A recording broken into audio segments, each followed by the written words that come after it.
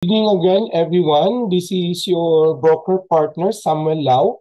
Welcome again to another episode of our Tuesday Real Talk webinar. Topic, how brokers can stabilize their income flow. So, pag-uusapan po natin tonight yung mga kitaan, no? Or on money-making tayo ngayon. So, objectives-wise, yung kita kasi ng being a broker, the reason that I'm really choosing this topic, no, kasi very challenging talaga, lalo na last, especially year 2025. So maraming mga tumatawag, humingi ng advice, no? So broker-wise is, yung kitaan ng broker, hindi siya, sabihin natin, parang being a professional service broker, it's just like an active income. So, if you don't go out, meet client, close a deal, walang income. Diba? So, in a cash flow quadrant by Robert Kiyosaki, nasa active column siya. So, you're a self-employed. You need to go out, meet client. Okay? So, as a roller coaster, minsan may kita, minsan may wala, no? So, may kita, minsan wala. Minsan, kumbaga, hindi consistent ang kitaan, up and down siya. So, question palagi ng broker is, how can a broker create a steady and predictable income flow? So, pag-usapan natin yan. Kaya, ang karamihan ng roadmap ng broker, lalo na yung mga bagong pumasa, no? Is, dalawa ang palaging direction nila. Is either they want to be a corporate broker or an entrepreneurial broker. So, what is this corporate broker? Pag sinabi natin corporate broker, nagiging broker in-house sila ng mga developer as an admin para yung administrative ang direction nila, or they go into as a developer sa sales and marketing naman para sales pa rin ang training. Kasi ang kagandahan pag pumasok tayo as an corporate broker is na-address natin kaagad yung cash flow, yung monthly income. So yung advice natin pag you are a new broker or you need a monthly income, one of the direction is to be a corporate broker para may sahod, no? So if you want to be a corporate broker to address your monthly passive income or regular cash flow, paycheck, next question is, are you a type of broker na kaya mo yung stress level ng mga tinatawag nating sales quota? So if that is the case, pasok ka doon sa sales and marketing side of the corporate broker. Or may iba naman dyan, nandun sila sa mga admin type, no? So training in the future for more on administration type.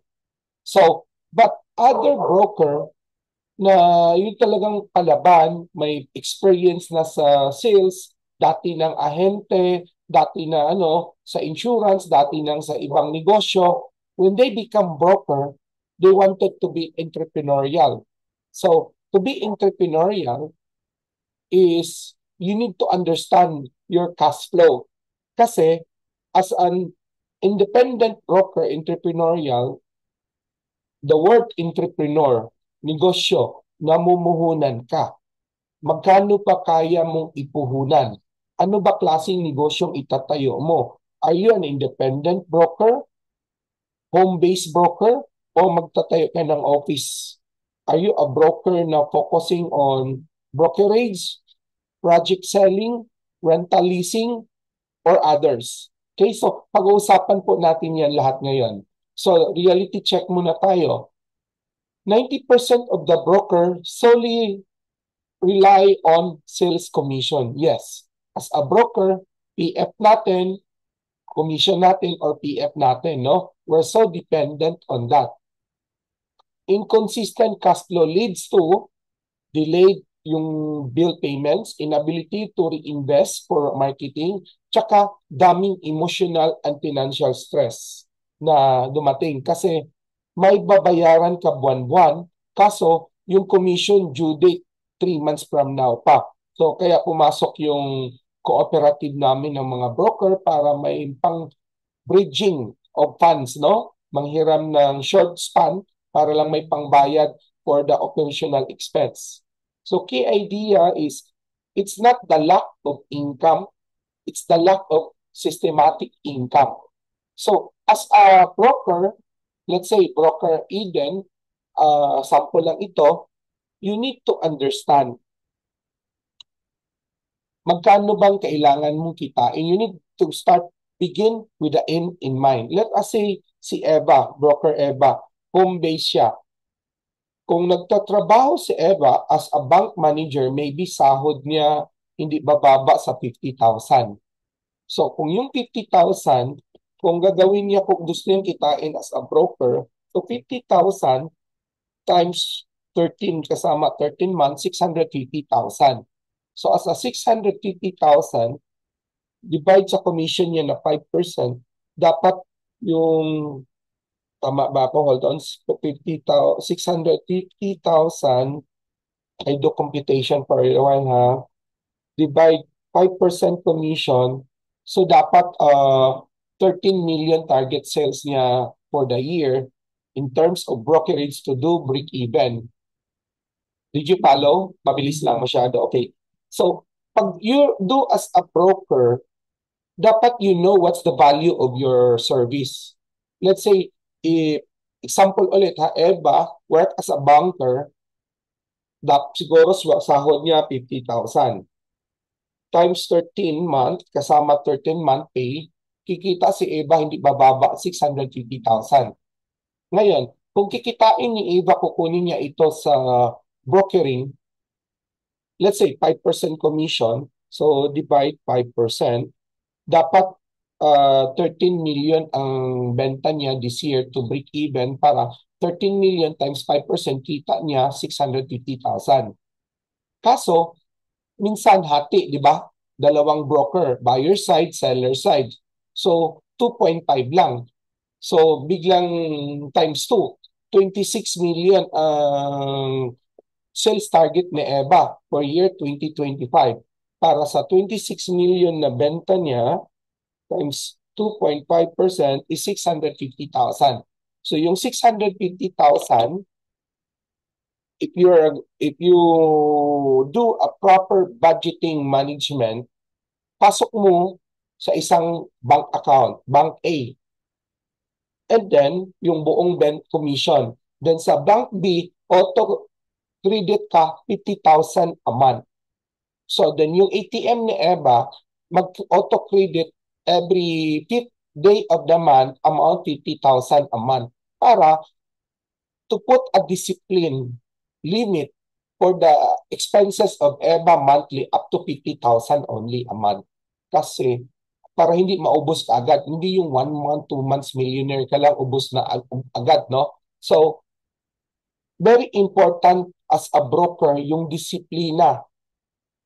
Magkano ba ang kailangan kong operational expenses or cost of living ko per month? Let's say, kasi example ulit si broker Angie. Pag si broker Angie is a home base siya. Let's say, another scenario ito ha, home base.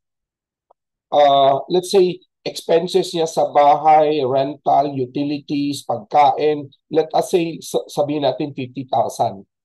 So kailangan ma-cover up ni Angie yung cost of living niya ng pamilya niya na 50,000 a month. Siguro lagyan ulit din natin ng sahod additional na 30,000 for herself.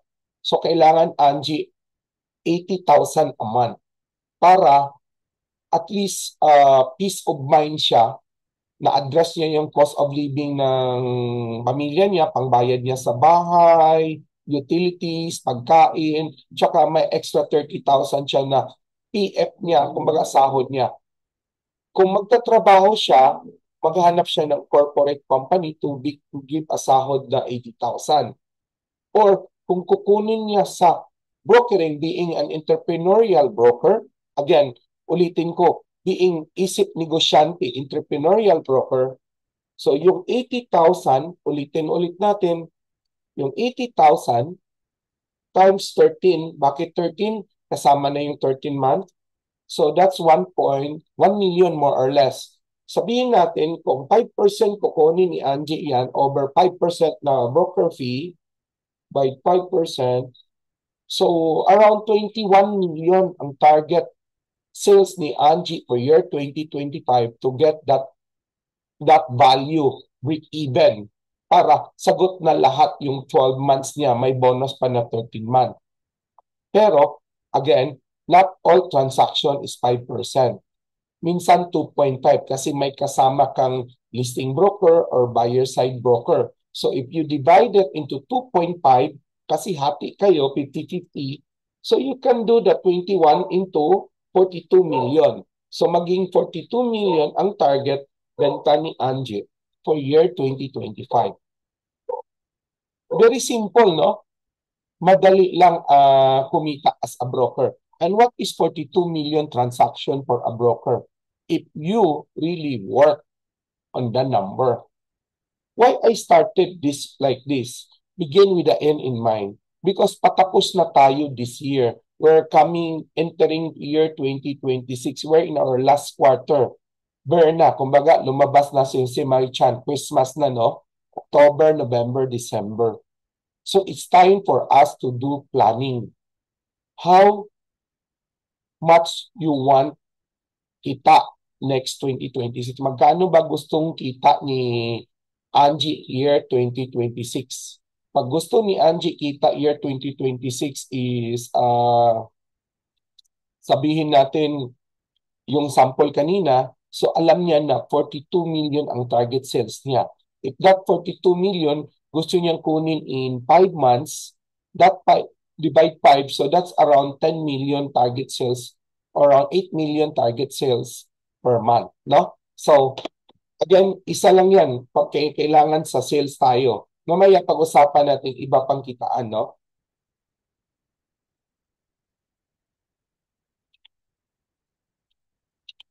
Now, understanding the three types of income.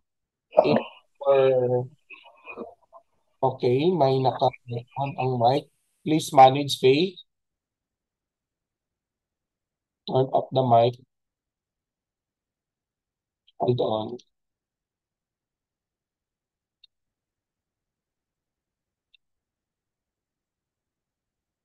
Okay, thank you.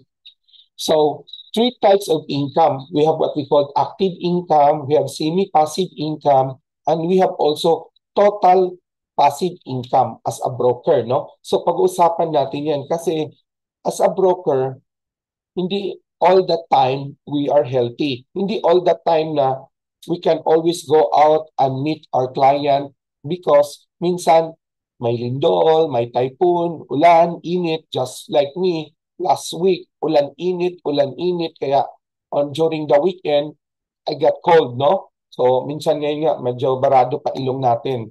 So, pag-usapan natin yung mga kitaan, paano kumita si broker Angie ng active income. So, from the word active income came from your direct commission, from your sales, or from your finder's fee, from the leasing.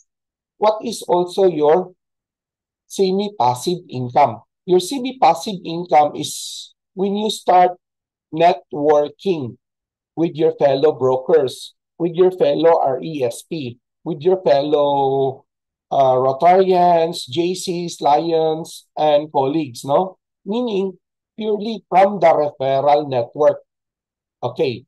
So again, active income, madali na yan, napag-usapan na natin, no? From your direct sales. And then from your finder's fee on the leasing. Again, semi-passive income is, number one, build your referral networks. So ano yung referral network mo?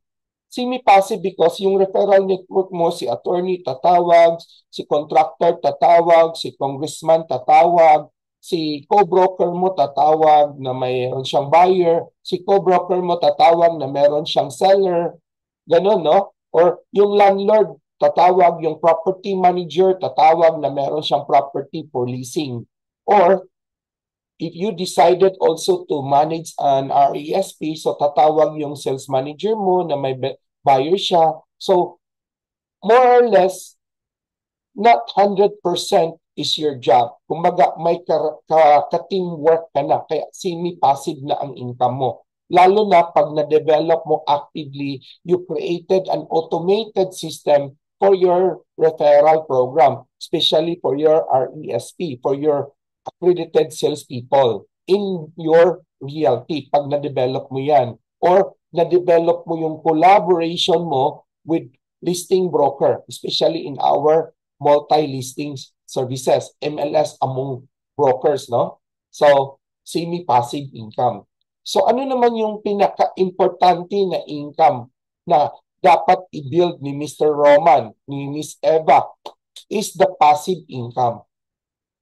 Again, I remind you, in the cash flow quadrant of Robert Kiyosaki, it is divided to active and passive income. Active income is empleyado tayo. As a broker, we can be employed as a corporate broker.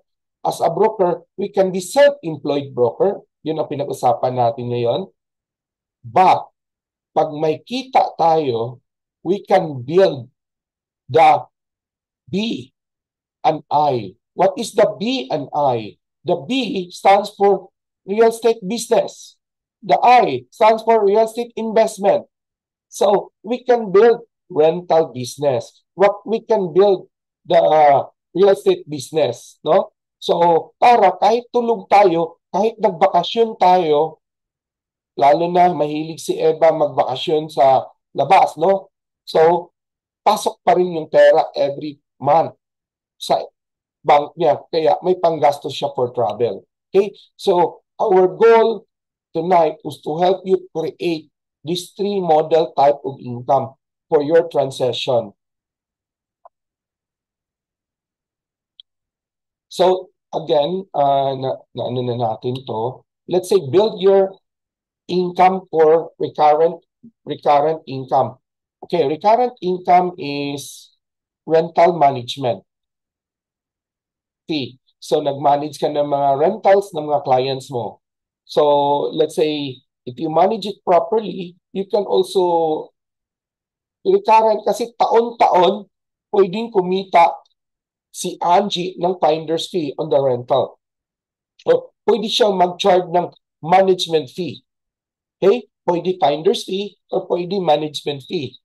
Every renewal, pwede kang mag-charge taon-taon. And then, since you manage it as a property and rental manager, you can also handle the affiliate income. What is the associate or affiliate income?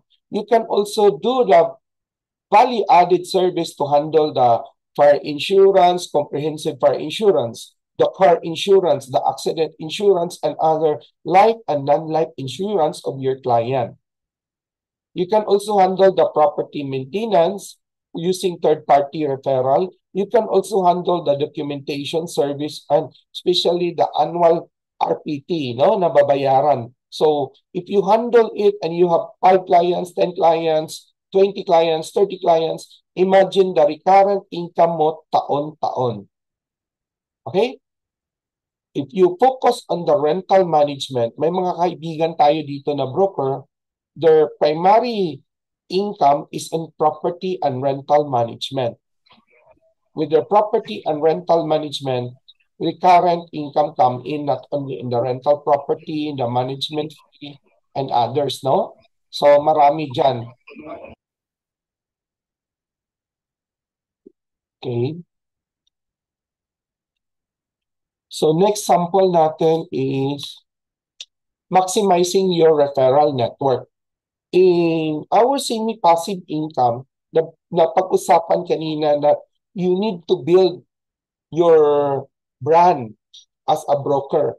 You need to build your persona as a broker. Kumbaga, law of attraction. You need to market yourself that you're in the real estate business, that you're a real estate business specializing leasing. So people approach you for your strength in the rental. You are into general brokerage, masyadong broad, you're into industrial, or you're into commercial, or you're into residential, or you're into investment market. Why? Because once you develop that brand of yourself, people approach you. sila na yung lalapit sa iyo for asking for an advice, consultation. And then, open ka din na magpakilala na you are open for collaboration, collab, no? Para yung mga kaibigan mo sa GCs, Rotary, BNI, so when you talk to them, explain your classification. Hi, I am Samuel Lau. I'm a real estate broker, licensed real estate broker. So and so ipakilala mo, di ba? Just like BNI, just like fellow Rotarian, that you're allowed to talk about your classification. Okay? So please make sure na market mo properly talaga yung sarili mo. Okay. So you can also collaborate with mga lending company kasi sila yung mga may marami pang mga property na ibebenta, yung mga foreclosed asset nila. You can also collaborate with contractors kasi alam natin maraming pera, contractors or mga politicians. So, collaboration, no? So, totoo lang contractor na minsan they also look for mga projects. So, you can also make money. Mga agents ng insurance kasi ka-collab natin yan. Kumbaga, isang power team yan, no? And most important, build a strong collaboration with your fellow licensed broker, with your agents, mga RESP mo, para mas mabilis yung referral system natin sa mga listing tsaka buyer. So we will discuss more about on your collaboration with your fellow brokers. Okay? On your referral, please build stronger. Now, build a digital presence. Ngayon, ang importante ngayong year 2025 onward, the pandemic, yes, it gave us a lot of problems, crisis, downhill, but it also helped us to adapt into transformation. People become more internet savvy, internet open-minded to internet. Dati-dati ilan lang yung nag-online buying, online purchase. Ngayon, lumakas ang mga logistic business like Timo, like Lazada, like iba pa, because people now check online whatever they wanted to buy, check online whatever they ask. They ask Google, they ask AI, everything. Kaya, question, Mr. Roman, are you internet ready? Do you have a digital footprint? Meaning, if a buyer search you, makikita ka ba nila sa internet? Okay? There are type of people masyadong secretive, tago. You search their name, hindi mo makikita. Well, yes, that is their choice because they are into that traditional business. But we are in the business of real estate. And real estate, more than 90% of our buyer search online before they decided to meet a broker, to meet an RESP. They shop online. So if you don't have an internet office or an internet presence, traditional ka pa masyado, still opisina, opisina, opisina, home base, home base, home base. Yes, walang problema sa home base. Walang problema sa office. But the point here, imagine na lang, what's the difference between office and home base? Ay, some office at least maganda. Dating may opisina ako. May mga place kami, I can have my client meet up. But sa reality, ilan ba ang client walk-in natin sa office? Especially nowadays. It will just add up your revenue. But if you invest your budget sa office to online present, your internet office, it can attract more walk-in client, meaning more digital client, meaning more client na naghahanap online. So it can search more and you can generate more leads for that. Not only buyer, pati collaborator, mga professionals no, naghahanap kasi may mga cousin silang nagpapahanap or sabihin nga ng ilang sang kagawad, some yung helping a friend, yung kapatid ko uwi, nagpapahanap ng bahay. Some, I'm a broker from ganito, Bohol, nagpapaganon. So, meaning, you need to strengthen your digital presence. Dapat, kahit tulog ka, your digital platform is there 24/7 working for you. Okay? So, what is that again? It could be a Facebook, social media reel, dapat may presensya ka. YouTube, dapat may presensya ka. Again, but more important, not only in social media. What is important, you build your own website. You build. Maraming free website. Gumawa ka ng sarili mong website. Mag-research ka. You can do it on your own. May maraming platform dyan. Static or dynamic. Or you get an IT to do a program for you for a 50,000 or 100,000 plus minus. Or you can also subscribe from our Ready Plug and Play PHMLS website, which we will discuss later on. So what is important here, you have a consistent visibility in the internet. Kasi yan na po ang game plan ngayon. And that consistency equals consistent deals. Palagi kang nakikita, palagi kang nakokonect, nakokolab ng ibang brokers. Palagi kang nakokonect ng mga buyers nag-shop. Let us say, Eva is building a brand in Surigao, in her hometown. So every time search keyword Surigao, city, everything, mga magagandang keyword doon, Eva name pop up because she built that tagline, she built that hashtag, she built that presensya in the internet. No? So again, how you attract. You cannot have the whole globe. You cannot have the whole Philippines. You cannot have the whole province.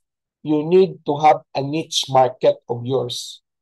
From your niche, build that niche, be an expert on that specific market of yours. And you slowly grow, inform people, so people will collab.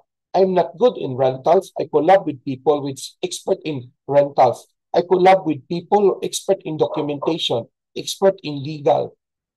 Okay? So, by collaboration, by doing business with them, we are exchanging ideas, we are growing, we are learning. Okay? So, again, build your digital presence 24/7. That is not an excuse nowadays. Create an income system, not a random sales. So, what's the tips here? Yung dapat, di ba we started earlier, begin with the end in mind. Kailangan ni Eva 25 million sales in a year quota. Kailangan ni Angie 45 million sales quota to break even. Again ha, minimum lang yan. You can have more. But what is important, you know how to address because if for your cost of living one whole year, you need to have 45 million, Angie. And if you can hit that in first quarter of year 2026, so your commission is already in April, nasa bangko mo na. Di ba? It's so comfortable, so light to work, ganadong-ganado ka na to work, everything because you know you have nothing to worry for your source of saan mo kukunin yung pangbayad ng rental, utilities next month because all the money for the whole year is already in Bank A. And monthly, auto credit to Bank B to finance your cost of living monthly.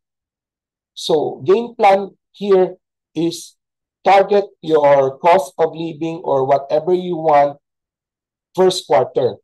And then second quarter onward, work hard para whatever kita on second quarter onward after your break-even income is the money that you can roll for your B and I column, meaning to start your real estate business, to start your real estate investment. So what is your real estate business or investment? Meaning, maybe nagtayo ka na ngayon ng Property Management Inc.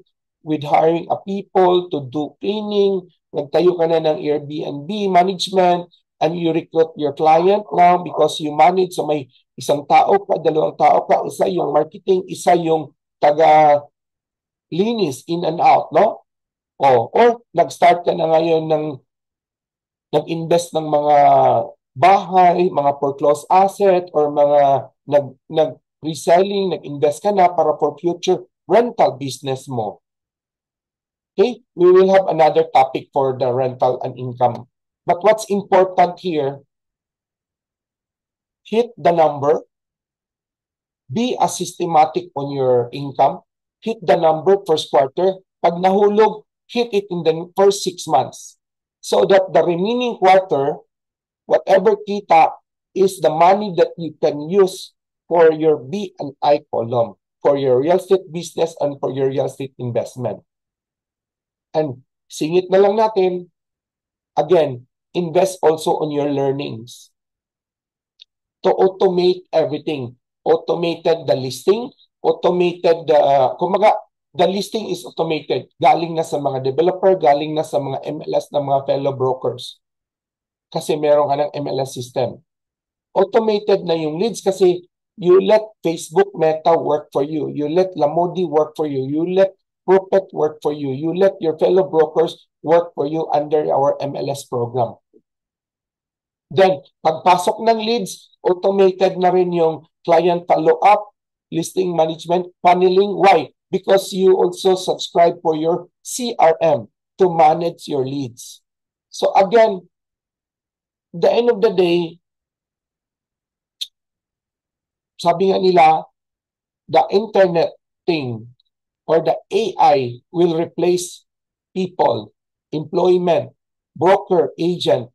Yes, papalitan ka sa mga broker, sa mga agents na gumagamit ng teknolohiya, na gumagamit ng AI, na gumagamit ng online system. Broker, agents na hindi gumagamit, still very traditional, are the brokers, agents, kumbaga, are on their sunset industry. But kahit na sunset na tayo, but if we need to bounce back using the technology of thing, AI, IoT, and everything, what yung pinag-usapan natin ngayon, as long as we are open-minded, you can rise up again the curve, the roller coaster, instead pababa, pa-bounce back ta. Kung mahina si A for the digital marketing, using our MLS, si B naman mabilis sa online marketing. Kasama yung listing ni A na minamarket ni B. So we will discuss that again. So what's important here, picture out, create an income, create a good system for your income flow and target from and for your real estate business. Okay? Next, multiply your network through collab. Nowadays, is palaging sinasabi, may collab kitchen, may collab everything. So here, may collab sa real estate. Never become an independent broker na stand-alone. Walang pang broker na a broker in an island. Wala. I mean, always we close deal through collaboration. Swerte na yung maybe 1 to 10, may isa, dalawa na listing mo, buyer mo. But in reality, majority of the sales came from collaboration. So work with other brokers instead of competing. So every new broker coming in the industry, hayaan mo na sila, wag mong isipin they are competitor. The C is not stand for competition.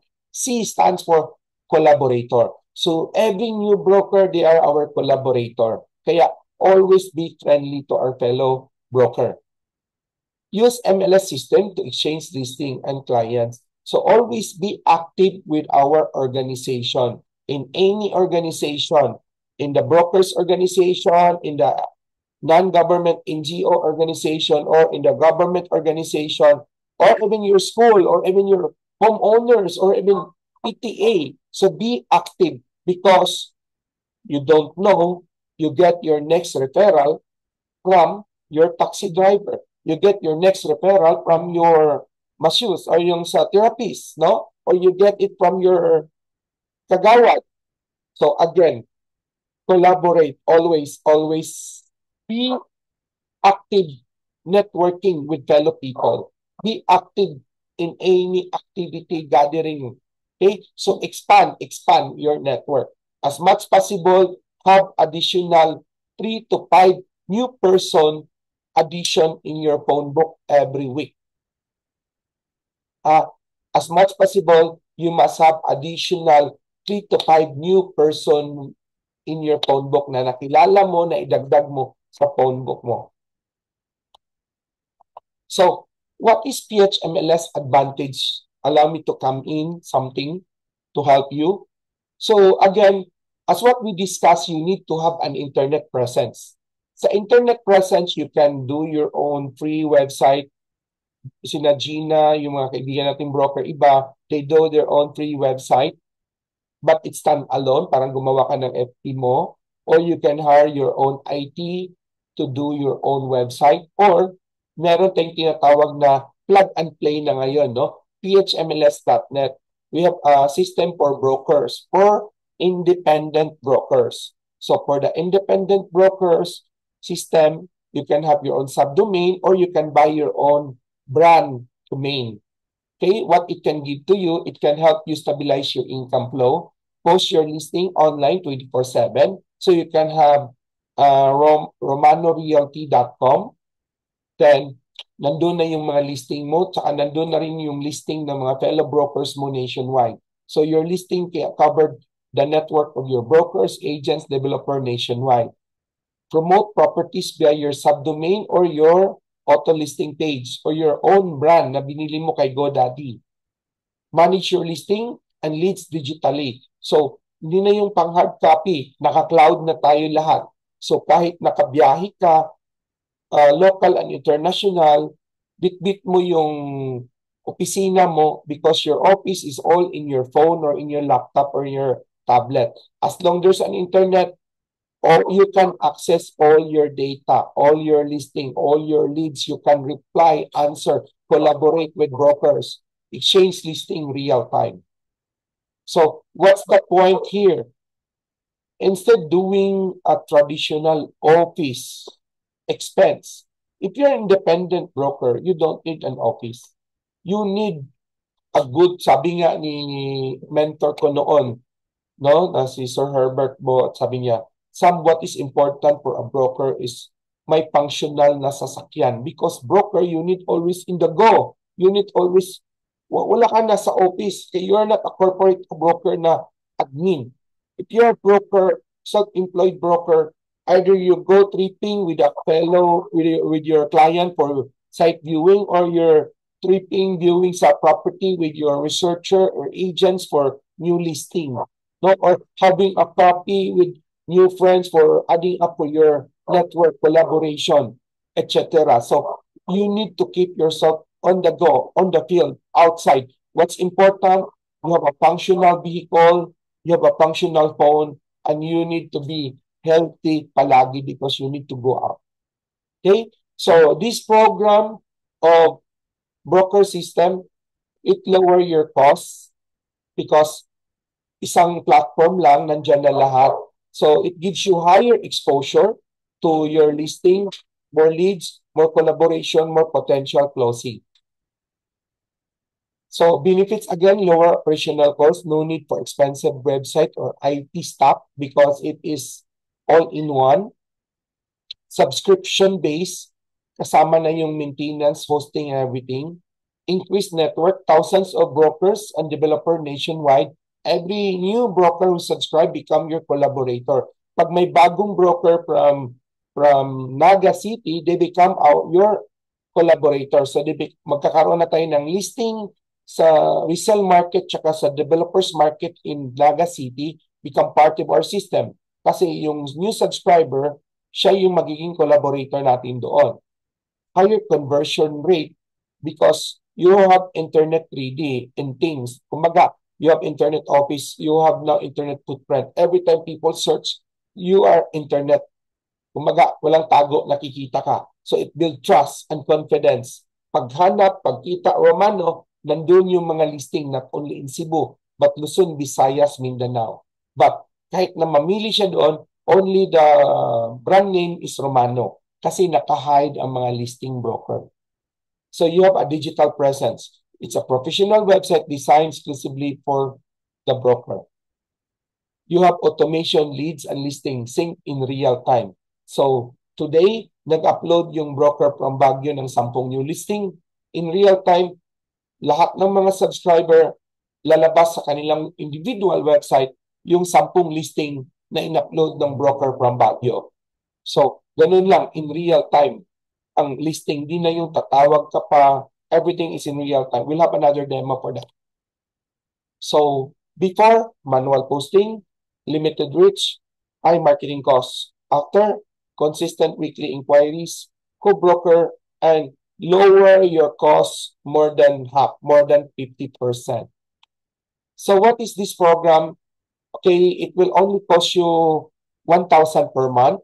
Upload your listing, connect with brokers. If you're interested, I'll provide kindly just provide in our chat group the link of the free sign up form so that our staff will contact you personally following day, or you can also message us. Okay, so let's go. This is our part one. We have a part two. I'm gonna show you how important is our internet on things para you can increase your income flow. So don't just sell properties, build a real estate ecosystem that pays you even when you are asleep, kahit natutulog, no? Build your brand using your internet presence. Grow your network using your collaboration with your fellow brokers. Create a system for your stability and scalability. So with your website, you can scale up nationwide collaboration and listing. Okay, before I do demo, allow me to invite you next week, recruitment and retaining top agents for your realty. Sa mga broker na planning to set up your own active, accredited real estate salesperson or agents, I am inviting you next week, Tuesday, 7 p.m. Yan, we focus our discussion on this, how to set up your realty, how to handle your operational costs, how to compute your break-even cost, paano mag-recruit, ano mag-retain, paano magpaalis ng mga sakit sa ulo na ahente, iba-iba. Pag-uusapan natin yan next week. So again, invite other brokers, yung mga mayroon ng realty firm, or those independent broker na planning to set up your own realty firm, join us. Magandang usapan po yan next Tuesday. Naka-ready na po yung slide ko. Recruiting. So see you again on Tuesday for this. Now for the demo, allow me to show you.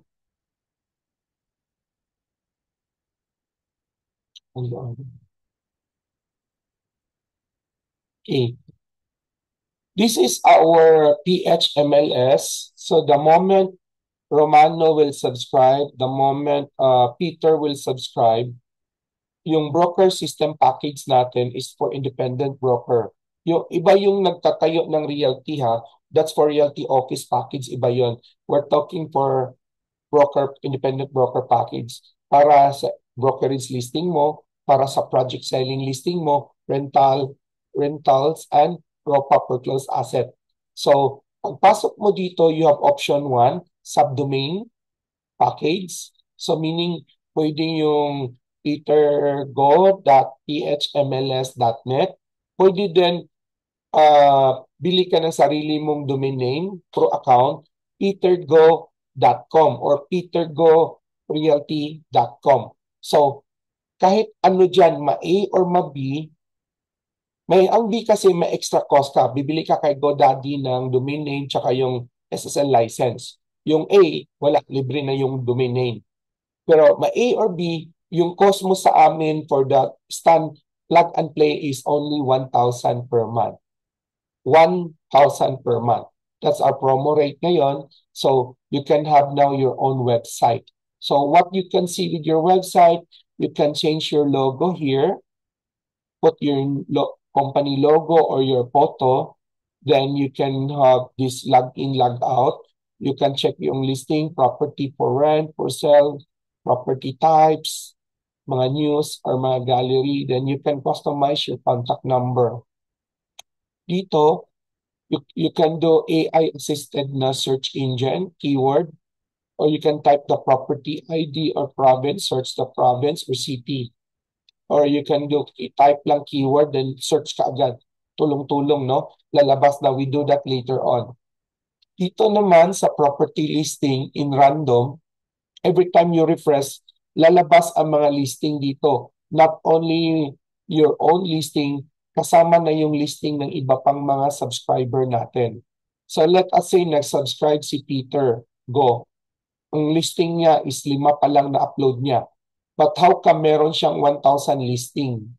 Kasi once subscribe Peter Go, pagpasok sa system under petergo.com, yung 5 niya kasama yung 100 plus listing ng ibang broker, kasama na sa website niya. So meaning, kagandahan nito, what is on my website is the same content what is in the website of Peter, the same content what is in the website of Raymond, and with Gina, everything. Kumaga, mirror, pariho ta ang laman, content, ma-brokerage, ma-rental, ma-project selling, pariho. So we can collaborate real time. But the beauty, if the buyer will browse my website or the buyer will browse EBA website, ang lalabas, let's say, a buyer browse my website, checking this property in Bohol, the profile is ako. Kasi website ko ang pinasok ni buyer. So magbabasa si buyer sa description. Sa baba, nandoon din yung mga iba pang alternative featured properties na pwedeng mapili ni buyer. Kagandahan lang, this website become your marketing landing website. This is your internet office. Nandiyan na yung portfolio ni Mr. Romano. So, the moment you give it, okay, this is your landing marketing website. Imagine a spider web. You advertise in north, south, east, west. You put a trap north, south, east, west. Pag may na-trap na pagkain, dadalhin ni spider sa gitna. Dito, you put your ads in north, south, east, west. Social media like Facebook, LinkedIn, Instagram, Twitter, YouTube, email. Pag may nag-click, dadalhin sa gitna sa landing website mo. Why? Because pag doon siya nagbasa sa landing website mo, kahit mamili siya ng ibang property dito, the beauty is, so we say, allow me to use the word, parang nakulong na si buyer. Kahit mamili siya Luzon, Visayas, Mindanao property, ikaw pa rin ang listing broker. Whereas if you're gonna use your website under Lamudi to advertise in Facebook, pag-click niya, dadalhin siya sa landing site ni Lamudi. And then, pwede siyang mamili ng ibang property na pag-aari ng ibang broker. But pag dinala siya dito sa website mo under PHMLS, ikaw lang ang profile broker. Let's check another one. I forgot other websites. Let's say, check ko nga kang EVA. Okay, EVA. This is website of EVA, Minyosa. Ayan. One of our subscriber. If I click property, I am a buyer now browsing the website of broker EVA Minyosa. I click this property. I click this Roland. Tignan natin. Ayan.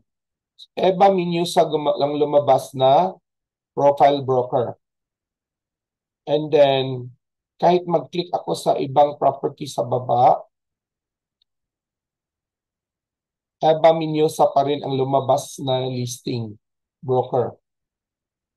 Okay, I'll click another example. Greenfield. Okay. EVA Minyosa. By the way, yung photo natin dito, for presentation, you're using your iPad or tablet. Double-click the photo. It will cover the whole screen. So, maganda for presentation, slide-slide ka na lang, no? So, medyo mahina lang internet natin lately. So, ayan. So, slide-slide ka na lang, maganda na, di ba? So, exit ka. So, it's easy for your presentation. So, the good thing here is, I'll close muna. The good thing here, let's say, I open this property again. I open my Facebook. I'll give you example. Okay, let us say, di ba, sa Facebook natin, balik muna ako sa Samuel na ako. Let's say sa Facebook natin, di ba, we advertise property. When we advertise property, kung stand-alone, let's say I do sample here. Ito, stand-alone. I posted in the Facebook. So, if I paid ads boss dito, nagbasa si buyer, pag ayaw niya, wala na.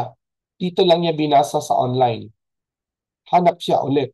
Pero, pwede kong gawin, click ko itong example, galing sa page ko, website ko, post ko sa, again, follow ha, galing sa website ko, itong property na for sale, copy-paste ko yung URL sa ibabaw, post ko dito sa website, sa Facebook ko, enter, try natin. So, mahina internet, di naglabas yung photo. Then, lagyan ko ng konting description. Ito lang muna, maikli lang for some purpose lang to, for discussion purposes. Then, more information, more info, click here. Ganyan lang. For discussion lang to ha. Enter. Next. Post lang. So, So, hindi lang lumabas yung, ayan, lumabas ang photo, buti na lang. Okay, tignan mo. What's the difference here? So, the difference is, yung kanina, dito lang nagbasa si buyer. After that, walang clickable, walang landing site. Dito, I can bring buyer. Pag nag-boss ako, I can bring the buyer so that when they click here, it will pop up my landing website. Okay? Error tayo. Hold on.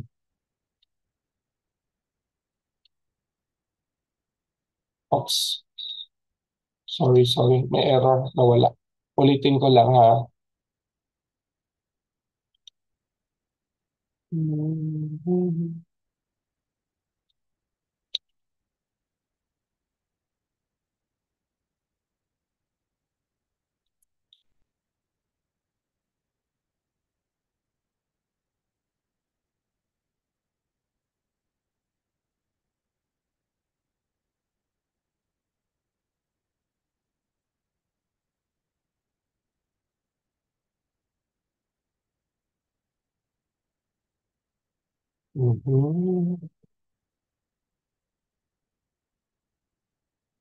Okay. Delete ko lang muna ito. Isa. Refresh. Okay. So, balik ulit tayo dito ha. So, buyer click this one. Oh, error. Sorry, there's a technical error lang. So, what's important lang ibig kong sabihin dito is pag paki-check lang yung technical error natin ngayon ha para ma-double check sa IT. So, what's important here na sinabi ko lang na yung ads natin, we can now use our website and make a landing website papunta sa property na in-advertise natin. Hanap tayo ng iba. Yung effect masyadong mahina internet. Okay. Okay, so yun lang muna. We'll have another demo for that. So again, let's go back here. So in our website,